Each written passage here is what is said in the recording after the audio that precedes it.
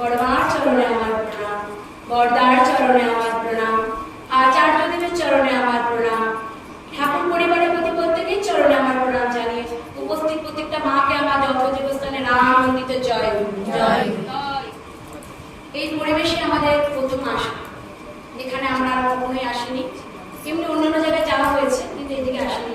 আজকে ঝর্ণাদির বাপের বাড়ি, এটা ঝর্ণাদি অনেক করে বললেন যে একটু শ্রাবণ মাসে একটু মাতৃ সম্মেলন করবো। তো যাই হোক, আজকে আমরা ওই দিকটা মাতৃ সম্মেলন রাখিনি। আমরা এখানে কেন, আমরা মায়ের কাছে সবাই একসাথে মিলে মাতৃ সম্মেলন করি, তো ওই জন্য এই পরিবেশে রাখা হয়েছে বলে আজকে ওখানে অন্য মায়েরা আছে, তারা করছে। তো যাই হোক, এসে খুব ভালো লাগছে।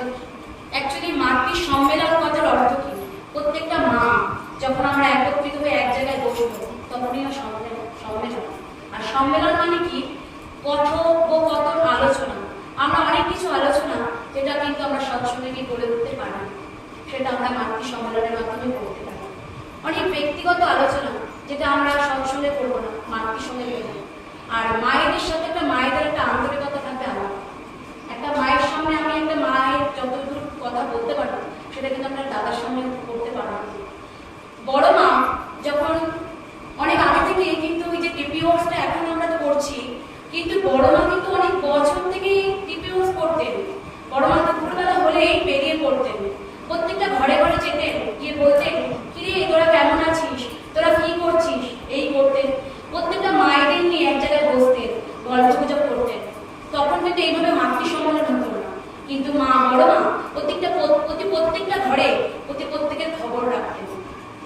তো আজকে আমরা মাতৃ সম্মেলন করছি, বড় মাকে অনুসরণ করাই কিন্তু আমাদের একমাত্র কাজ।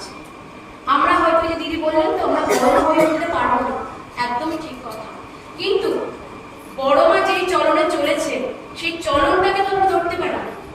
একদিন হয়তো হয়ে উঠবে না, একটু একটু করে যদি আমরা আমাদের চরিত্র চলনটাকে পরিবর্তন করি।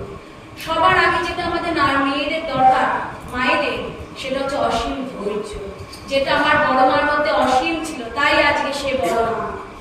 ঠাকুর বলেন না যে তোর বড় মা যদি না থাকতো তাহলে যে আমার কি হতো? তাহলে বড় মা ছিলেন সেই অসীম ধৈর্যের অধিকারিণী। আজকে শ্বশুর বাড়িতে কিভাবে প্রত্যেকের সাথে মিলে থাকতে হয়, বড় মা যেইভাবে শ্বশুর বাড়িতে সবকিছু সহ্য করেছেন, অন্যায় না করেও বড় মার ঘরে অন্যায় চাপানো হতো, এই কাজ করেছো ওই কাজ করেছো, বড় মা কিন্তু সেগুলো কিছুই করতেন না, কিন্তু দোষারোপের ভাগে নিজের মাথায় পেতে দিতেন। কখনো বলতেন না এটা আমি করিনি, কখনো না। এঁটো বাসন পরিষ্কার করে নিয়ে রেখে দিয়েছে, আবার এই বাসনের মধ্যে এঁটো লাগিয়ে রাখা হতো। কখনোই বড় মা বলতেন না এটা তো আমি করিনি। সে জান